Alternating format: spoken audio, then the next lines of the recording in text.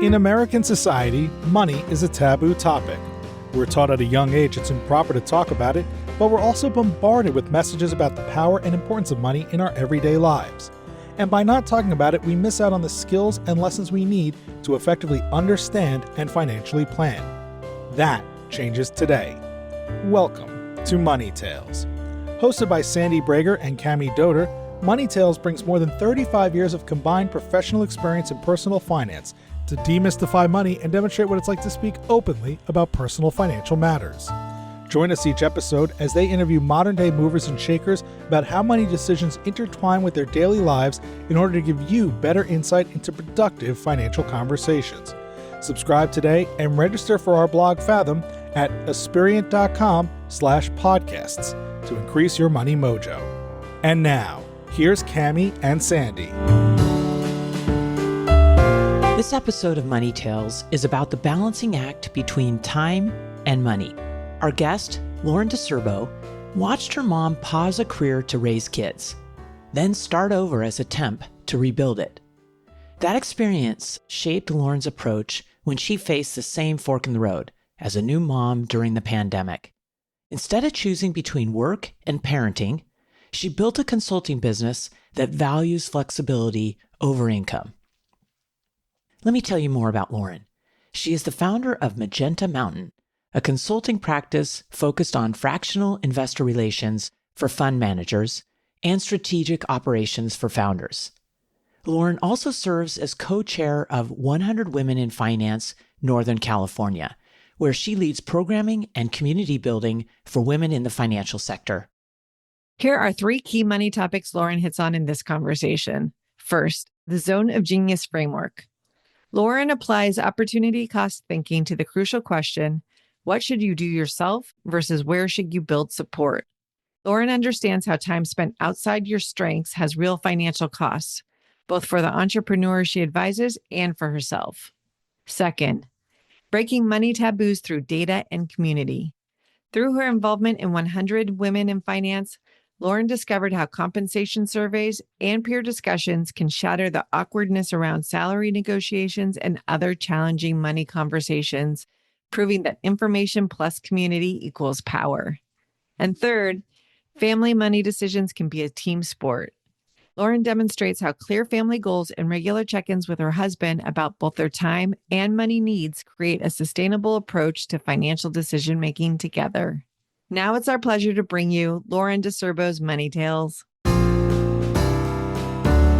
Welcome to the Money Tales podcast. I'm Cami Doder. And I'm Sandy Brager. Cami, most people would love to have a rich aunt. Do you have one? Do I have a rich aunt? The aunt that spoils you, gives you lots of gifts. My kids have a very spoiling aunt, and they love it. The nicest gifts ever. Do you have one? I do not. I have wonderful aunts, not rich aunts, but a friend of mine does. And she was sharing with me when we got together for coffee recently that her aunt has been making significant gifts to her. Money gifts or? Cash gifts. Okay. My sister-in-law does not give my kids cash. So anyway. The aunt doesn't have any children of her own, and she's trying to manage her estate. And she determined that she'd rather make gifts to her family members, including my friend, during her lifetime to help reduce the size of her estate, utilizing certain rules that are set up around limiting how much you can give to another person. My friend has been the beneficiary of that. We were talking about that, and she said, it's actually kind of awkward. And I said, tell me more.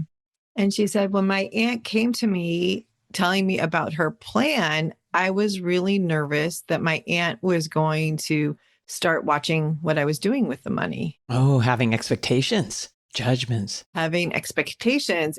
She said, I didn't want to have an obligation hanging over my head and any guilt around what I was doing with this money. So that led to a very open conversation with her and her aunt. Good for her. And they talked through it and they got to a very comfortable spot of how this was going to happen. My friend happens to have some children. And so the aunt is helping make gifts to the 529 college education savings accounts for my friend's children. And they worked it all through and decided on the timing of things and making it very routine. My friend is always thankful for this money. She doesn't hesitate to thank her aunt and express her gratitude, but she cleared up front that there weren't going to be any strings attached to this money. Made it easier for her to accept it. Good for your friend to ask. Having money conversations is so important because it's quite easy to make these assumptions that, wow, I will be judged and I don't like that feeling. To have an open conversation is incredible. I was really pleased because she said she had inspiration for having the conversation because she is a frequent Money Tales listener. I was able to congratulate her on having this important conversation and also normalizing it because in the work that we do, when we develop gift giving strategies and asset transfer strategies with clients, this is something that we talk about. How do you effectively make a gift? It's not a transaction. It is a relational gift. And there's a lot to think about. That's so beautiful. Well, Sandy, what a great story. Thanks for sharing it. It's my pleasure to turn our conversation to our guest today, Lauren DiCerbo. It's really a pleasure to be talking with you on Money Tales. Welcome, Lauren. Thank you so much for having me. Happy to be here today. To kick things off, tell us a little bit about yourself and share a couple of moments in your life that have really impacted who you are today. Thank you. And this conversation really made me reflect on childhood and some moments of where I've come from. And to start back, I grew up in New Jersey with my parents and brother, and I'd say I had a fairly typical childhood. My dad traveled a lot for work, and local days he was still commuting into Manhattan 2 hours each way. But I think what was really pivotal is that our family always prioritized having family dinner together. And that's something I still value today. That's impressive with a 2-hour commute each way. I know. I think because he traveled so much otherwise, maybe we ate a little bit later as kids, but we prioritize that. And so what I think about a lot, even today, is the value of time and how there's sometimes a trade-off often between time and money. And how do you value your time? And what does that ultimately mean? Because time is one of our most finite resources as well. Moving forward, I think about my mom too. She had a career before kids, but she's ended up spending a lot of time with us when we were young. And now that I think about myself as a mom and what she gave up professionally and monetarily, the value of time and money and these questions and how you have these difficult decisions to make at different junctures in your life, I recognize and am grateful for what we had together. And that she eventually did go back to work and basically had to start over and to build a career for herself. And thinking back to what that meant, building a salary from scratch and how that's reflected in the workforce, I just really admire those decisions that she made. And I think that those decisions a lot of families have to make, whether it's generation ago or even now. Moving forward in my upbringing, I had an opportunity to attend a really amazing school for my high school years. And that was also a huge financial investment for my parents, but that they always gave us opportunities to kind of follow our dreams and our paths. I learned even at an early age that these opportunities are truly special, to value it and to not just take it for granted, because it's not something that everyone gets in their life, whether it's due to affordability or access. And that I worked hard through those years, pushing forward to my undergraduate years as well, and worked hard, but really grateful for the opportunities that also could come at a certain cost. And you think about money and opportunity and where that leads us.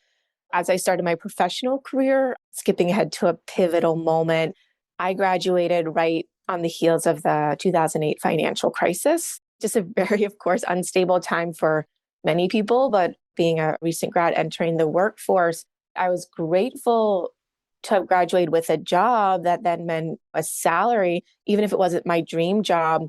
But I started working in HR for a global company, and I entered their company at a time where they were doing many separations and layoffs, and being in HR, encountering many people who were having to go through big life moments themselves, separating from the company, severance, health insurance payments, these very real things, as I was just entering the workforce myself and trying to understand what that all meant, learning at that key juncture what that stress and instability could feel like around money, but also having compassion for different people's life situations, figuring out what it meant to save and spend money as I was entering the space of being a professional.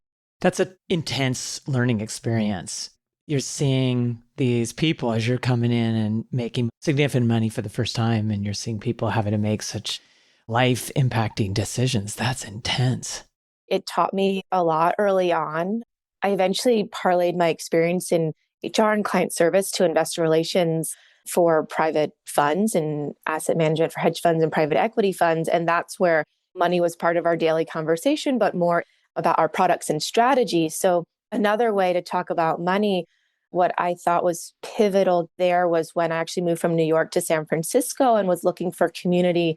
And I found a great organization of women in finance. And I think that was an amazing space to unlock conversations about money. We're finding people who are also navigating their career and how do you talk about salary negotiations and raises and topics that typically seem taboo. But I think there's so much value in being able to talk about money in a productive way. And I thought back to that being just a really pivotal moment, finding community and people where you could talk about challenging situations. If it's okay, I'd love to stop you there and start at the beginning, because it is so important how money conversations or money modeling happens when we're young. Tell us, how did you learn about money when you were young, and when did you start connecting with it? I think there are a few things that resonate with me. And the town I grew up with in New Jersey, one side was Trenton and one side was Princeton. And I just identify with that because those were very different environments. You go one direction, you get to that town or city, and one in the other. And I think early on, I didn't necessarily equate it with money, but you felt that there's a huge disparity of life experience. And I think that just started to become clear as I got older. These houses are more expensive, or there's a lot more infrastructure. It's really interesting when I think about just the physical proximity and differences that you identify in places. And what does that really mean? Even as a child, I have some other memories of just being around the breakfast table. And I remember my mom specifically cutting coupons out of the Sunday newspaper. And maybe that's a thing of the past, but that stuck with me, just thinking about what things cost. And you could still get the same thing for less, whether or not you needed to. I think there's something very fundamental about this same item can cost less just because you have this coupon in hand. And I actually remember my husband's grandma, as she got older, all this transition to apps, and she didn't have a smartphone and she didn't have the ability to go onto her grocery app and click her coupons, but she was still going to the grocery store. And I said, you should get the benefit of the sales. And so there was a period of time she was still active and going to the grocery store, and weekly I would go onto the app for her and just click her coupons for her so that she would get her savings. Lauren, I'm curious to know about the conversations that were happening when you got accepted to high school, which sounds like it was a private high school that your parents paid for. It sounds like you worked hard to get into it. What were the money conversations around that? And did it put pressure on you? I grew up going to public school up until high school. It wasn't really in my parents' original plan to send us to this wonderful school that was in our town. It actually started with my brother, and he was very interested in going to this school as well. And my parents said, apply and then we'll see what happens. And as I was a couple years behind him and saw the wonderful opportunities there as well. And my parents were always very equal with both of us. If we do something for one of our kids, we'll do it for the other. So they said, of course, you apply as well. They really prioritized opportunities, education. While it wasn't in their initial plan, they found a way to make it work.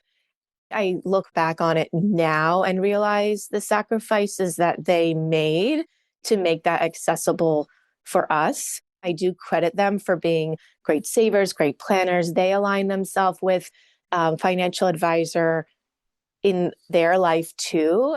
They had a mindset where maybe they didn't plan for it initially, but they could alter their plan to allow for these opportunities for us. I'm very grateful for that. There wasn't necessarily pressure from a monetary standpoint of, oh, we're paying for this. But I think they saw that we took the opportunity seriously and valued it. I look back even more now and realize, wow, they did so much for us. You might not realize it when you're 14 or 15. You said at that time, or it sounds like it's part of how your folks raised you, that they allowed you and maybe even encouraged you to follow your dreams. Tell us more about that. Was there any conversations around money and paying for life's expenses, or was it truly money will come if you follow your passion? They want us to stay really focused on our studies during the school year. But then in the summers, we were really encouraged. There was a lot of value in having a summer job. And there were even summers in high school where I remember having 3 jobs. I was able to fill my time that way. My school happened to have a golf course associated with it. And so I got a job at the golf course, filling the water and signing people in. And I got a job in our science department, and that had all sorts of funny things associated with it, feeding the iguanas.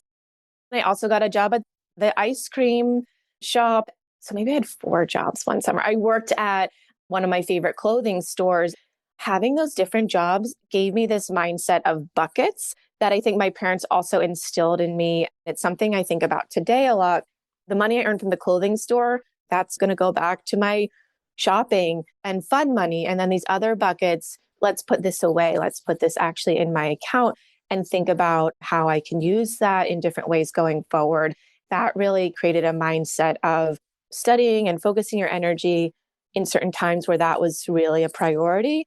Other times, how can I develop that work ethic and encouraged in that capacity, and to think about what are your short-term versus medium versus longer term goals and needs. That has stuck with me for a long time. So you're learning some personal financial skills and frameworks as a young person. You go off to school, you get your HR job, you're excited to be working when the financial services aspect of the world was melting down. And you're in HR and you're needing to help let people who've worked at that company much longer than you go from their jobs. I'm curious, Lauren, what you took away from that experience and having that as your first professional experience in the work world. It made me very skilled and have a lot of compassion for the individual.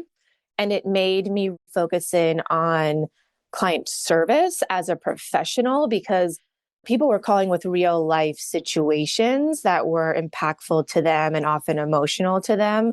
That is where I dialed in on how you work with people and treat people with kindness, professionalism, the individual experience, and also building trust with people because they're trusting you with some difficult situations. I really parlayed that into the work I do now. And as I've transitioned even out of a formal HR role and more into investor relations for asset managers, and there's so much trust and relationship building there, that just really set the tone of when you deal with people, taking their conversation seriously with confidentiality, discretion, and treating people with kindness. And I think that that's carried through as I've built my career as well. You used a great term when you were talking about your mom making the decision to step out of the workforce, raise a family, and you said difficult decisions. And we all have these crossroad difficult decisions. Money related makes it even more difficult. How do you approach your difficult decisions? You're a mom, you're a professional. How do you handle the balance with your difficult decisions? Often going back to the value of your time and the opportunity cost of what you're doing or what you're giving up by doing something else. I think about that in my own life. And I also think about it with some of the clients that I work with, because in some of the work I do with entrepreneurs, as well as asset managers and founders themselves, thinking about where their time is best spent and the opportunity cost of putting their time and energy into areas that aren't necessarily their zone of genius, there's a real opportunity cost of your time, but often money as well. If you're spending time in an area that's not as beneficial to you, what are you giving up? Are you giving up opportunity to acquire more clients or to do your best work? And where do you make the decision on what you do yourself versus what you might build support with? It's something I apply to my clients, but I think it's also something I apply to my personal life with my family. And I've also made the decision to build out this type of professional framework in a consulting capacity, being able to ultimately manage your time and who you work with and how you work in a period where I am a mom and have young kids, and trying to find that balance that works best for our family and the family unit that we have. Lauren, I really like the way that you're thinking about it in terms of time, money, opportunity cost. The interesting thing about time is that we don't know how much time we have. It can be really easy to make decisions for a short-term period of time that can have long-term implications. You shared with your mom how when she went back to work, she had to start all over again. I'm just curious how her experience has or has not mapped into your brain about how you're approaching your family and how you and your husband are talking about these decisions together. It does resonate with me because she realized that in order to get back into a professional work setting, she had to start out as a temp, and she had a whole career before that. I value my career. I value the time it took me to get to where I did. Is there a way to make this work in a different capacity where I am still engaged in a professional way and can support our life outside of that? Some of that was unlocked through COVID when that felt like another pivotal time. I became a mom in June 2020. In that period, both my husband and I were remote, but my job went fully remote and his job eventually transitioned back into being in an office. I was in a space where I was still working full time, but I became the parent to handle the drop offs, the pickups. Are they sick today? And you've got to come in an unexpected time, but was able to manage that because my job went remote. As his job has become a little more back to more of a traditional setting, trying to think about what works best for our family to have some flexibility and to still carry out that tradition that I valued. And even my husband grew up in a way of we have family dinner together. How do we still achieve some of those core values that we want to maintain as we build a family? But how do I still honor my career and stay engaged in that way too? So important. Lauren, you talked about coming to the Bay Area and you found a community and how important that community was to you. Women in finance. Sandy talks a lot about the technical and the emotional side of money. It sounds like this crew didn't just focus on the technical side of money, even though their careers are in the technical side.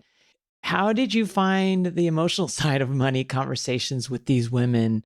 Sometimes when you're at the same company with people, it feels like, are we allowed to talk about this? It feels tricky to navigate when you then bring people together through a common thread and you just start to get to know each other through those initial, more technical events. And what brings you together, you start to develop rapport and relationships and realize these other topics come up. One of the threads, though, while we do highly value the industry and educational events, we also have this focus on the professional development piece that unlocked and opened up opportunity where it's okay to talk about this and we should talk about this, especially women in finance, where it's historically an underrepresented population.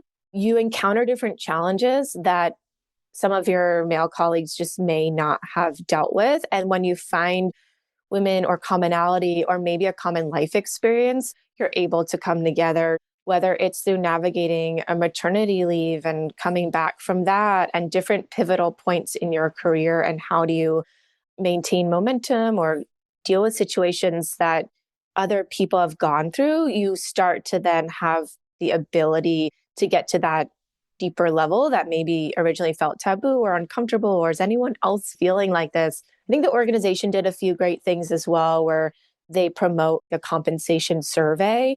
You get visibility into, am I in the 25th percentile or the 90th percentile? Part of it is just having information and data, and then you can start to have some conversations. It gives you something to start the conversation on. And I think that's very important versus out of nowhere, just bringing some topic up. By having that data can be a spark for a good, rich conversation. Yeah, that it's okay to talk about this. And it's good to have some of these conversations that could be tricky to navigate, whether it's your peers or also, I think, having the benefit of women who've been through this, maybe more senior in their career, and have an opportunity to share some of their lessons and challenges and things that they've learned that hopefully the new generation of women coming up in their careers can learn from. There's so much power in money conversations. And it makes me wonder, based on everything you shared so far, what's the most awkward money conversation you've ever had? Some of the clients that I work with and their businesses, a lot of the strategy and operations funnels back to not having a clear sense of the money that their business is generating and what that means for making decisions about where they should or shouldn't spend money for their business. I did work with one client where I was helping her manage cash flow and what's coming in, what's coming out. And if money's coming into your account, it looks like there's this much in there, but actually in the next few weeks, this much is coming out. And it's a tricky conversation and balance when it's someone's business and they're like, well, the money's coming in, I could spend it. But I think part of it, again, is just having the data and the information and the tools to give them the power to make better decisions. And while it is their money, being able to give wisdom and advice about, it looks like this, but here's the full picture, and giving someone the tools to then actually understand how their business is functioning. And while that might have seemed more intuitive to me, someone who's focused on another area of the business and growing it in other ways, they just saw the money coming in and didn't see the full picture.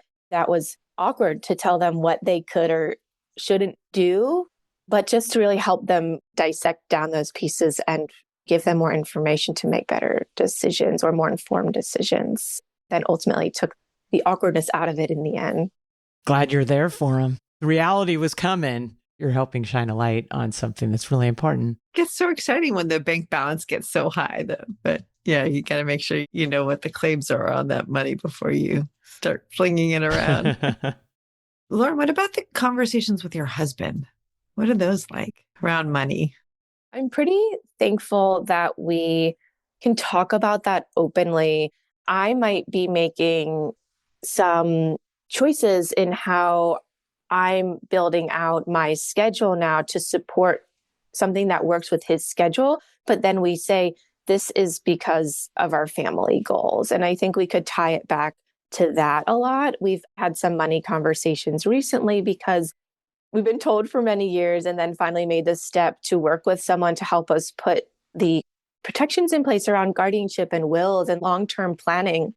That really infused a lot of conversations about what would we think about in the long term and what does this mean for our children and what decisions do we think they could make at different points in their life. We make a lot of decisions together.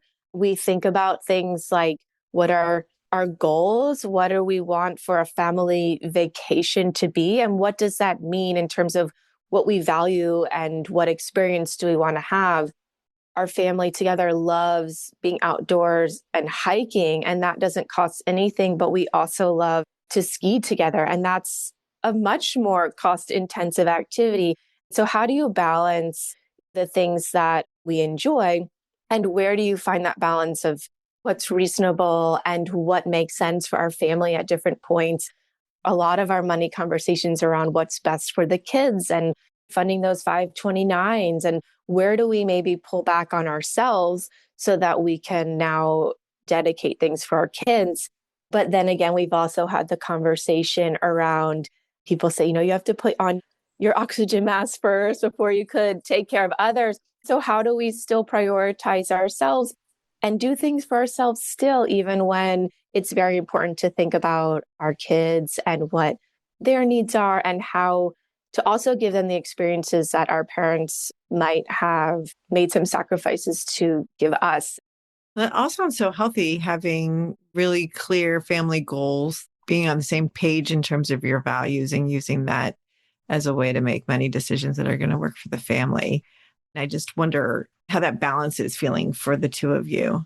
It's always a balance of time and money and how we spend that and having conversations. And it can feel disappointing to one of us if one really wants something. But I think ultimately for big decisions, we're thankfully discussing those and coming to an agreement that makes sense for the family. Tell us, what's your next money conversation going to be and who's it going to be with? I have a conversation coming up next week with a client of mine who I'm really excited to work with. We've worked together for a little while now, where she is a very creatively minded business. The fundamentals of how she tracked her sales and revenue and the operations were just not front of mind. So we've worked to build out the infrastructure behind that. And now she said, I cannot wait until we get together where you can tell me, how do I plan the next 6 months of my year? How do I help reach my revenue goals based on what I should be working towards and balancing that with capacity? That is an exciting money conversation because she has certain goals that she wants to meet professionally. But how are we putting the right steps in place to help her get there? Looking back at what she's done so far, how does that map against her time and capacity and balancing? You might be able to reach this goal, but what are you also giving up by doing that? Or what does it really take to get there? And what parameters are we working within? So it's very much a strategic conversation around how to meet those goals for her and working on that together. Sounds like a juicy conversation. And tell us, where can our listeners find you online? I started my consulting company. It's called Magenta Mountain Consulting. So you can look me up on my website or find me on LinkedIn. Magenta Mountain, we're climbing mountains together. Building businesses are hard, and thinking through supporting businesses and the asset manager side of the clients I work with on a lot of their client service and building out their infrastructure in place to support the growth of their funds. Being able to be on that journey with you and climb the mountain together is where I started that and would love some conversations. Wonderful. Well, thank you so much, Lauren, for being a guest on Money Tales. We really appreciate you being here. Thank you so much, Sandy and Cami. Thanks for listening to the Money Tales podcast. If you've enjoyed this episode, share it with someone you think would benefit from listening. And leave us a review on your favorite podcasting platform. Your ratings and reviews help more people find our podcast. If you're inspired to gain clarity and peace of mind about financial matters, don't hesitate to reach out to our team at Aspiriant. Go to aspiriant.com/start a dialogue. Or you can email Sandy and me at podcasts@aspiriant.com. See you next time.